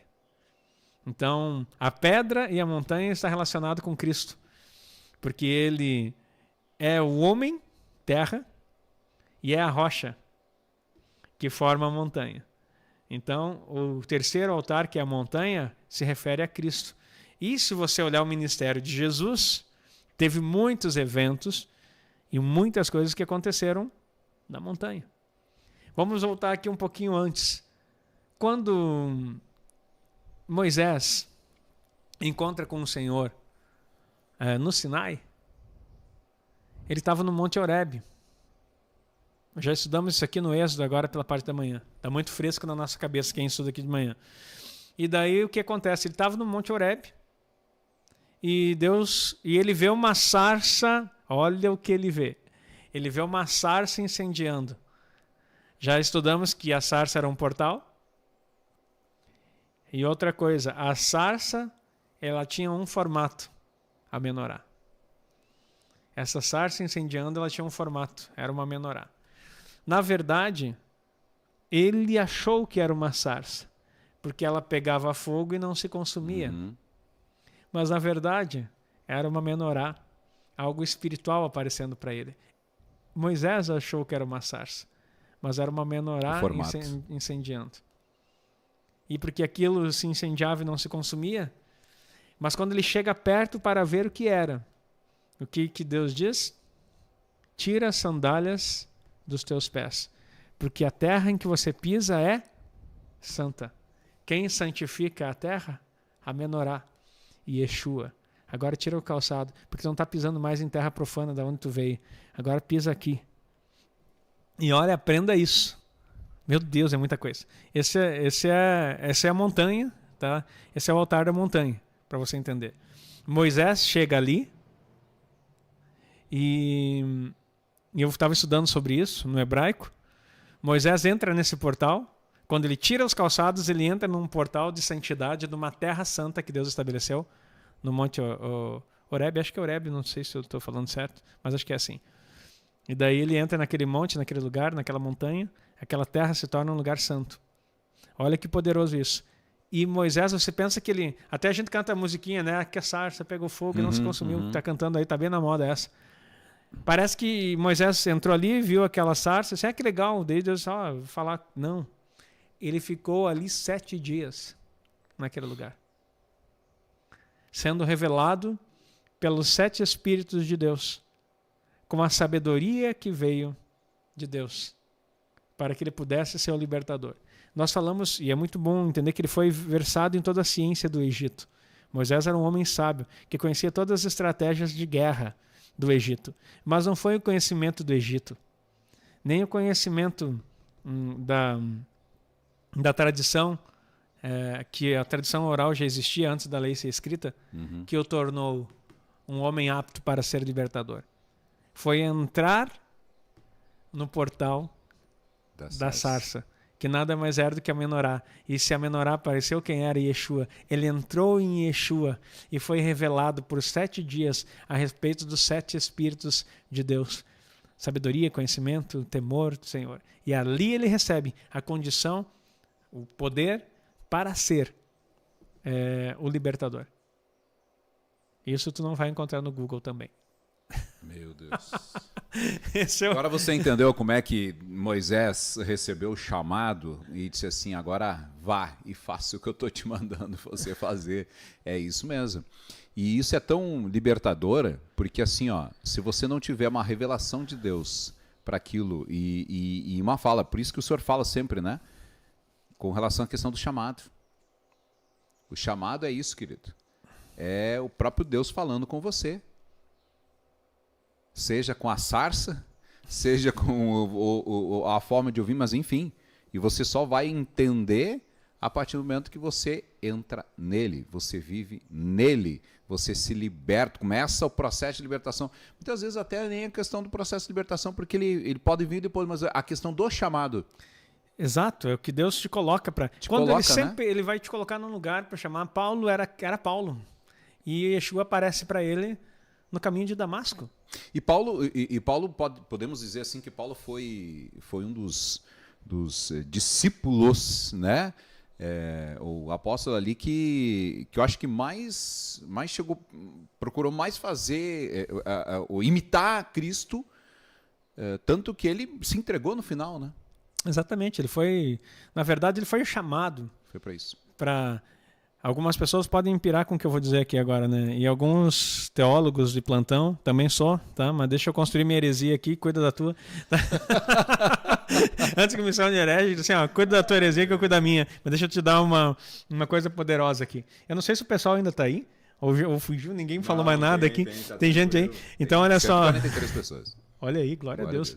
Então, o que acontece aqui a respeito de Paulo, que as pessoas não compreendem. Tem gente que pensa que Paulo foi o 12º que entrou no lugar de Judas. Não foi. Foi Matias, escolhido. Paulo entrou no lugar de Yeshua. Que glória. Que heresia é essa? Não. Tinha os 12 estabelecidos. Paulo entrou no lugar de Yeshua.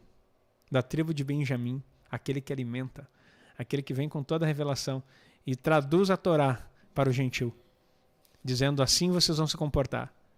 Então, ele completou a obra que Jesus disse, muito tenho para falar, mas vocês não podem suportar agora. Mas quando ele vier a respeito do Espírito Santo, ele vai revelar todas as coisas. E ele revelou e continua revelando. Entretanto, nos escritos de Paulo, através do Espírito Santo, tanto que em alguns momentos Paulo diz, digo eu, não o Senhor, para deixar bem claro que tinha a opinião dele e tinha coisas que era direto do Espírito que estava escrevendo para deixar para a igreja. Então, Paulo foi 13º. Mas deixa eu falar aqui de novo na montanha, para nós fecharmos aqui os 3. Primeiro altar, terra, você entendeu o fundamento disso. Segundo altar, a montanha, estamos lá na sarça, lembra? Então, Deus consagra aquele lugar. Tanto que ele diz assim, você vai lá, liberta meu povo e volta para cá para me adorar, nesse monte, que é chamado Monte de Deus. Deixa eu ver aqui se eu peguei o texto. Tinha pego o texto, mas acabei de perder o texto. Atualizou aqui minha internet, eu tinha deixado aberto no Google, por isso que não dá para confiar no Google. Confia na palavra. Mas tá em Êxodo lá que ele diz assim, você virá aqui e adorará no meu monte. E esse foi chamado Monte de Deus. Olha só, nesse mesmo monte, onde Deus pediu adoração, nesse mesmo lugar aí, mais tarde ele entrega. Nós chamamos de Sinai, mas Sinai é uma península. Tá? Sinai não é um monte. Península que chama? A cadeia de montanhas? Me fugiu a palavra, talvez eu errei. Mas enfim. E o que acontece? Deus chama o povo ali e ali entrega a lei, no mesmo lugar, santo, no monte. E toda a briga, nós estamos vendo as pragas aqui do Egito no Êxodo, né? Toda a briga do faraó que tipifica Satanás é contra adorarem no monte, no lugar onde ele tinha consagrado. Então, o monte fala de duas coisas: o homem restaurado e a pedra, que é Yeshua, a rocha. E o altar de pedra, que nós devemos levantar, a Bíblia fala que nós somos pedras vivas. Poderíamos aprofundar muito mais sobre esse tema de pedras. E a cadeia de montanhas seria conjunto ou sucessão de montanhas que se ligam entre si?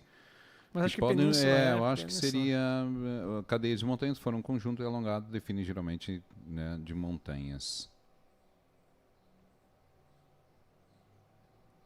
Vamos aqui para o português. Eles chamam de conjuntos, mas enfim, isso pouco importa agora. Mas assim, queridos, pastora, e aí, até o pessoal falando ali, queridos, que é importante aqui, deixa eu ver aqui, o mesmo monte que fala, não deixa eu ver, tá.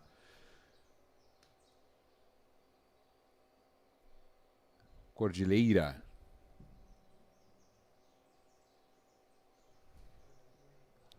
Mas enfim, não vamos ficar presos aqui. Não. Tu acha aí no teu português depois, que talvez assim, aí... Alguns dizem cordilheira, enfim. É um aglomerado de montanha lá. Enfim, tinha um monte de... Inclusive, olha só, já que vamos falar aqui da geografia, me fugiu a palavra, mas eu acho que se tu achar entre várias questões no dicionário, não online, tu vai encontrar que península também fala de montanhas. Mas então, veio na minha cabeça isso. Eu já fui professor de geografia bíblica e é uma coisa que você precisa saber, inclusive sobre isso, esse conjunto de montanhas, vamos dizer assim, então, que Sião fala de várias montanhas. Tem o Monte Sião e dentro dessa montanha, do Monte Sião, está o Gólgota, que é a montanha da caveira, e está a montanha onde está o templo, que é Moriá. Tudo isso é Sião. Sião é uma cadeia de montanhas que está ali, Moriá, onde foi sacrificado Isaac, né? Que Deus livrou, na verdade, não foi oferecido. Aí o Gólgota, que é a caveira, onde Jesus foi, são um do ladinho do outro. Então essa parte é o Sião. Quando fala o meu Monte Santo, está falando de todos esses lugares onde ele santificou. Sião. Mas, queridos... É bastante coisa, né, pastor? É muita informação. Nós queríamos ter nos aprofundado em mais, mas essa da terra, esse altar da terra, ele foi tão importante, eu creio nisso, eu creio que você entendeu, né? E que você possa, compreender de que toda a revelação de tudo que tem, do que você entendeu ali no princípio, né? Da parte de Gênesis que o pastor falou, daquilo que veio esse entendimento, queridos, é importantíssimo. É importantíssimo que você entenda e estude também. Nós vimos falar ainda sobre mais, ou nos aprofundar, né? E falar mais sobre mais dois pontos, que é a questão dos altares ali de pedra e montanha. O pastor deu uma pincelada aqui rapidamente, né? Do que seria isso. Mas que você possa depois voltar e ver novamente, né? De que você possa voltar e ver novamente tudo isso que a gente falou. Mas só o entendimento e a revelação hoje dessa questão do altar da terra ou de terra, eu digo assim, muita coisa na sua vida você vai começar a olhar de uma forma diferente. Eu já comecei a olhar de uma forma diferente. Por isso que faz sentido, né? Quando esse tempo atrás a gente falava sobre as glândulas, a gente falava sobre o cóccix, por que o cóccix tem ligação com terra? Meu Deus, tanta coisa aí, né, pastor? Passa ali, pastor, pode passar de novo. né? Tanta coisa que tem a ver com relação a essa questão, ligação com terra. Antes eu estava falando aqui sobre a questão do Cox também, terra e não sei o quê. Eu disse, meu Deus, tu vai para esses lados assim, tem muita coisa. Só falando desses elementos aí, e interessante que terra, vai falar sobre fogo também, e é importante você perceber essas coisas aqui. Nós podemos aprofundar um pouquinho mais, né? Vamos ver o que o Espírito Santo ministra. Eu acho que teve muita revelação sobre o altar de terra. Então, eu poderia falar aqui da pedra como Cristo sendo a rocha, nós sendo as pedras vivas da sua construção, a pedra de esquina, tudo isso estava dentro do planejamento, mas está tudo aqui, né? Ali no esboço estava só altar de pedra. Um outro momento a gente fala. Pastor, tem uma pergunta que eu acho que é importante a gente falar. Alguém estava perguntando sobre o Yom Kippur, né? Se o cristão, se o cristão pode fazer um Yom Kippur. Aliás, o Yom Kippur está chegando aí, né? Que é válido. E eu vou te explicar algo assim. Deus trabalha com tempos. Deus trabalha com épocas. Ele tem um calendário. Quando ele fala na sua palavra que é para nós aprendermos a contar os dias de tal forma que tenha um coração sábio, não é contar as tuas datas de aniversário. É contar os tempos de Deus. É se situar por aquilo que ele estabeleceu. Isso é muito profundo. E nós precisamos aprender. Então, tem coisas que nós não vamos conseguir falar tudo aqui no café, né? Mas isso aí, por isso nós temos a Davar Academy, que é para que você que deseja estudar com profundidade, veja os temas que nós temos, nós vamos montar o nosso currículo e você vai poder estar estudando conosco. Tem o curso completo e tem apenas os módulos que você pode fazer. É claro que o curso completo vai ter um valor, né? E apenas os módulos vai ser outro. Mas você vai poder acessar isso. É importante isso, porque a riqueza de conteúdo que nós temos para entregar para você é profundo. Falava ontem a respeito disso, Manuel. Não foi algo que surgiu assim. Eu decidi hoje, vou virar um mestre e vou começar a ensinar. Não, queridos. São aí aproximadamente, pelo menos sendo generoso, 15 anos de estudo antes de eu começar a falar com você aqui. Pelo menos. Porque tem mais. Eu calculo aqui 18 a 20. Mas vamos deixar 15 para ser modesto, não generoso, modesto. Então, assim, 15 anos para depois começar a falar a respeito disso. Então, tem muita coisa poderosa aqui. O Espírito Santo tem acendido através da sua luz, né, iluminado nosso entendimento para o conteúdo todo que nós já carregávamos. Então, por isso que as coisas parecem que são mais fáceis. Tem muita revelação aqui, mas por causa que é um conteúdo bíblico. Não, eu não abri a Bíblia agora assim e o Espírito Santo, fala isso, não. Ele incendeia e acende, né, aquilo que já estava lá, oculto, guardado, porque eu escondi a palavra no meu coração há muito tempo. E agora ele está começando a mostrar a revelação. Mas respondendo então, para que você não pense que eu estou falando sem base alguma, esses tempos determinados por Deus, eles seguem um ciclo. Você vai perceber, nós vivemos de ciclos, querendo ou não. A semana tem 7 dias. E você termina uma semana e começa a outra. Isso é um ciclo. Terminou 7 e começa a outra. E interessante de ser ciclos de 7. O 7 é para ser o fechamento, o descanso. Por isso que o Senhor consagrou o Shabat, para que depois de 6 dias você pare no 7º e descanse para começar um novo ciclo. Yeshua é o descanso, o 7º. Ele é o primeiro também e ele é o 7º. Mas ele é o 8º. Como assim, pastor? Porque no 7º você descansa e daí começa de novo. Se você começar no 1, você vai estar andando em ciclos repetitivos. Parece redundante isso, mas é importante para esclarecer. Você vai 1, 2, 3, 4, 5, 6, 7. 1, 2, 3, 4, 5, 6, 7. Só que em Yeshua, em Jesus, o que acontece? Você faz 1, 2, 3, 4, 5, 6, descansa no 7º. E aí vem o 8º, que quer dizer novo começo. Aí o 8º, mas o 8º é o primeiro também, o 8º também é o primeiro. Mas se você entrar no 8º, que é o novo começo, você rompeu um ciclo. A sua semana não vai se repetir. Você não vai ter aquela sensação, parece que eu estou vivendo tudo de novo a mesma coisa. Não, porque você vai andar sempre em novidade de vida. Você cumpre os seus dias e não vai estar paralisado, não vai ter atraso, não vai ter nada. Você cumpriu 6 de trabalho, descansou no 7º, o 8º, que também é o primeiro, e Yeshua recomeça a sua contagem em novidade de vida. Olha que poderoso. Poucos sabem disso. Não entendem os ciclos da semana. Agora deixa eu te falar. Existem a mesma coisa nos meses. Que são 12 meses no ano. Então esses 12 meses também, eles nos tiram de ciclos. Quando você entra na mentalidade desse mundo, Você vai ficar sempre repetindo ano após ano, fazendo promessa na virada do ano, pulando ondinha, guardando semente na carteira, comendo lentilha, fazendo um monte de coisas, vestindo branco, ou até mesmo, né, orando no final, na virada, no dia 31, achando que você está fazendo alguma coisa para Deus. Toda oferta no altar que não é do Senhor o que nós aprendemos? Maldição. Querido, pode dobrar teu jeito, pode jejuar no dia 31, o altar não é do Senhor. Sai fora disso, sai de Babilônia, sai dela, povo meu. Está entendendo o que acontece? Você precisa romper os ciclos. O que tem a ver isso? Eu preciso explicar para não dizer assim, faça Yom Kippur. Yom Kippur é um tempo onde nós contabilizamos, inclusive esse mês que nós estamos vivendo aqui, que é o mês da tribo de Gad, tá? Elu? Sim, Elu? E estamos encerrando hoje, na verdade, o mês de agosto, né? Isso, e daí o mês bíblico, né, que nós estamos, é o mês da tribo de Gad, e daí permanece, vai até o dia 15. Então, nesse mês é o tempo de contabilizar todo o ano, de você olhar assim o que você fez, organizar, porque nós vamos chegar em Yom Kippur. O que é Yom Kippur? É o dia do perdão. Isso aí vocês estão anulando a graça, rasgando a cruz, quebrando a cruz, rasgando a Bíblia. Todo mundo fala um monte de coisa. Tem pastores que falam até inclusive sobre isso, e eu não odeio ninguém. Cada um tem seu tempo de revelação, porque eu já fui um desses, tá? Então Deus é bom o tempo todo. O que acontece? Então Deus vai trazer para você a oportunidade de acertar o teu ano.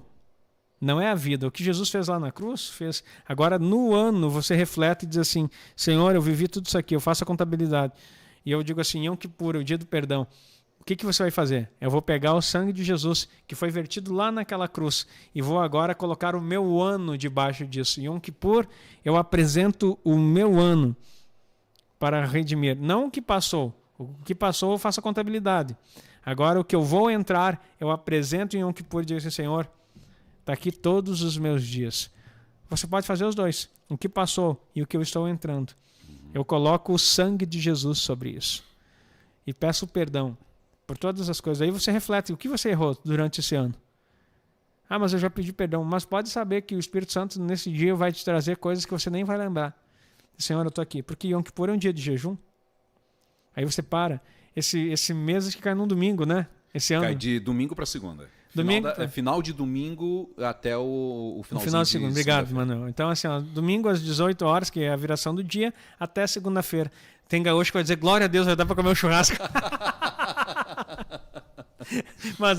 mas é exatamente isso aí.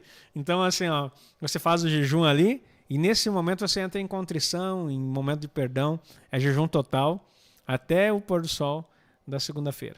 Aí o que vai acontecer? Nesse tempo o Espírito Santo vai trazer para você entendimento, e você vai estar remindo o que passou e protegendo o que virá. Só para isso que serve Yom Kippur.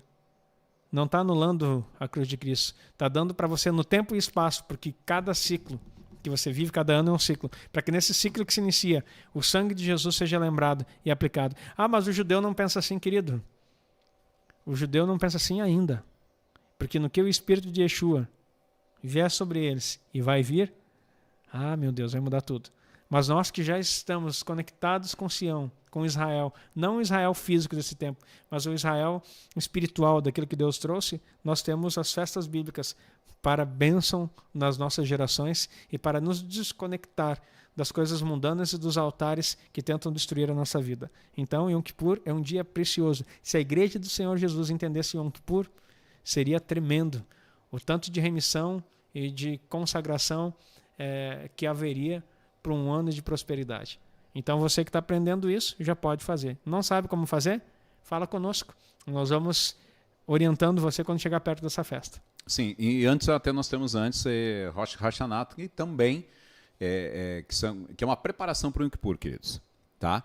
Mas nós vamos, a partir da semana que vem, eu creio, assim, nós vamos organizar alguns materiais ali para começar a orientar você, tá? Porque é importante que você se prepare. Há uma preparação para o Yom Kippur, né? São dias ali, a gente chama de dias de expiação, né? São os dias em que você tem que ter muito cuidado com aquilo que você está fazendo. Enfim, querido, é todo um tempo.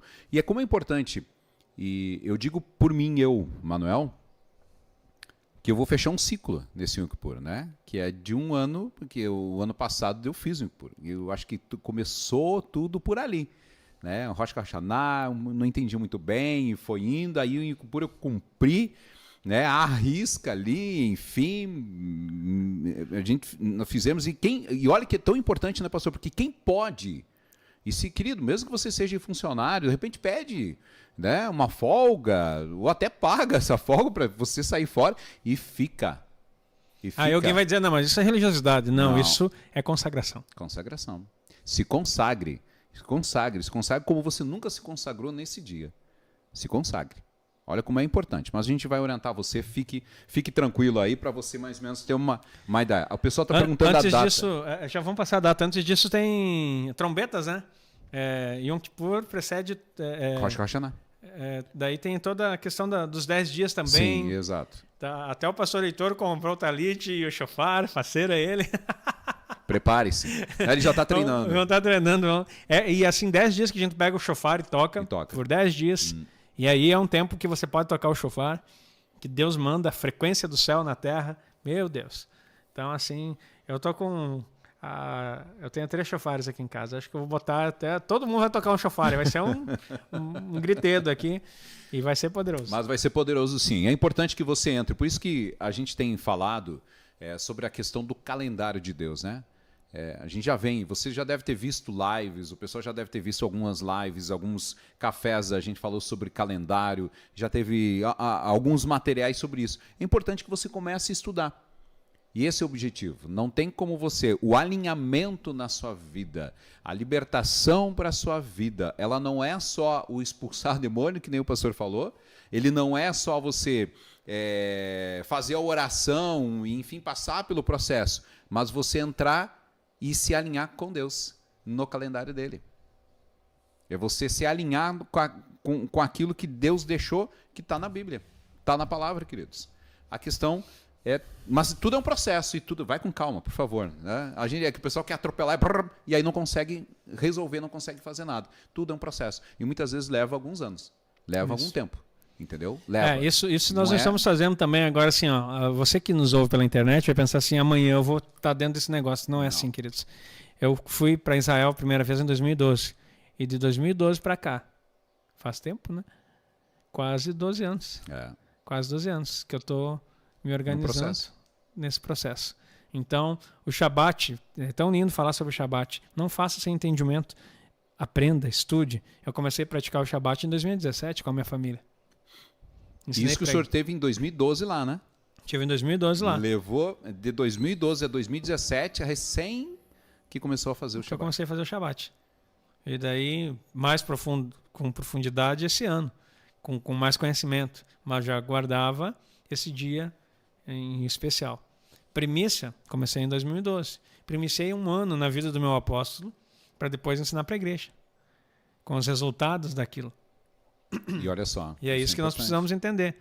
Respeite os processos. Não quero dizer que vai demorar. Deus vai vir remindo o tempo, recuperar o tempo perdido, vai. Mas ele não vai vir. Deus não é acelerado. Ele não está com pressa. Ele simplesmente derrama uma proporção para você maior do que aquilo que é o normal. Porque o tempo dele é diferente do nosso. Então ele pode te trazer, sim, muitas bênçãos, muitas revelações, muito entendimento. Mas não queira fazer na força do teu braço. Porque se você fizer na força do teu braço, você vai estar levantando um altar seu. E aí você, em vez de trazer bênção, vai trazer maldição. Começa a chutar as árvores de Natal da casa dos irmãos da igreja e virar a mesa de ceia para ver o que acontece. Não é assim. Eu preguei a primeira vez sobre o Natal em 2012. Ainda tem gente que não transicionou. E tem gente que não vai transicionar. Eles vão ir para o inferno, pastor? Não, não se trata de ir para o inferno. Se trata de altares errados e coisas que vão ficar amarradas na vida deles e coisas que eles nunca vão entrar na palavra de Deus porque eles escolheram permanecer na tradição religiosa. E não tem problema. Pode passar de geração em geração. E vai passar de geração em geração. E não tem problema essa escolha. Vai ter algumas situações? Vai. Mas não vai perder a salvação por causa disso. Simplesmente vai perder as bênçãos que Deus tinha designado. Um dia você vai chegar, meu Deus, tinha tudo isso. Pois é, mas você continuou e alguém falou para você ainda. Você não é inocente. Então tá aqui. Você vai perder só galardão. Só galardão. Só não vai reinar com ele. Não, é nada. Meu Deus. Show de bola. Queridos, Deus abençoe você. Obrigado por você ter estado junto com a gente aqui. Chegou a 145 pessoas, mais ou menos por aí. O único por acontece dia 24, se não me falha a memória, dia 24 agora de setembro, tá? Rosh Hashanah, que é a trombetas, ele é dia 15, mesmo, junto, e no mesmo dia acontece Rosh Kodesh, que é a cabeça do mês, no mês bíblico. Então, E quem estiver aqui conosco no seminário vai ver todo o movimento. Todo o movimento, tá? E depois disso, depois de Yom Kippur, nós temos o Sukkot, que, ou seja, é tabernáculos a partir do dia 29. É do dia 29 ao dia 6 ou dia 7, alguma coisa ali. De outubro. Essas são as datas, tá? Na mente que eu estou tentando, porque a gente tem que decorar essas datas aí, né? Até para a gente organizar as coisas. Então fique ligado que a gente vai estar trazendo informações para você, tá bom? Pastor, fechou? Isso aí. Vamos orar? Vamos orar. Pai, obrigado pela tua presença, obrigado pela tua palavra, obrigado pelo teu Espírito que é vida. E, Senhor, que toda palavra dita aqui seja coberta com o sangue de Jesus e toda interferência maligna, toda frequência errada, toda distorção nós repreendemos agora em nome de Jesus e colocamos o teu sangue sobre tudo que foi falado aqui e que isso seja bênção na vida da tua igreja e cada um que esteve aqui escutando possa ser edificado e no processo, ó Deus, da revelação, eles possam construir um altar para o Senhor de tal forma que seja agradável a Ti e que venha, ó Deus, trazer o Teu fogo para incendiar, transformar, modificar as vidas e o território onde cada um está implantado. Eu oro abençoando o Teu povo em nome de Jesus. Amém e amém. Amém. Amém. Valeu, pastor. Até a Valeu, próxima. Manuel. Até. Valeu, queridos. Obrigado pela sua companhia, obrigado por você ter estado junto com a gente aqui. Lembre, né, de compartilhar, aproveite essa oportunidade, compartilhe, mande para várias pessoas aí. Aproveite para assistir de novo, pelo menos umas 7 vezes, tá? Pelo menos umas 7 vezes, faça isso, porque com certeza você vai aprender. E tem muita coisa aqui no início aqui que a gente falou, tá? E especificamente ali sobre o altar de terra, que com certeza é importante você anotar e você começar a entender, porque muitas revelações, muita coisa que Deus ainda vai derramar na sua vida, e é aquilo que a gente falou, Ele vai derramando pouco a pouco. Por que é pouco a pouco? Porque você vai entendendo e vai amadurecendo e sendo transformado. Não tem como você receber uma Ferrari hoje e querer sair correndo se você não sabe nem como é que liga. Entendeu? Não vai funcionar, não vai dar certo, você não vai conseguir desenvolver a sua Ferrari. Então, para você ter a Ferrari de Deus, querido, né, comece com o seu Fusquinha, pouco a pouco, vai indo e você vai chegar lá, tá bom? Deus abençoe você. Só para fechar nesse sentido aí, mas é importante que você entenda que você vai receber de acordo com a maturidade, o entendimento e você se deixar ser transformado. Um abraço para você, até a próxima quinta-feira. Tchau, tchau.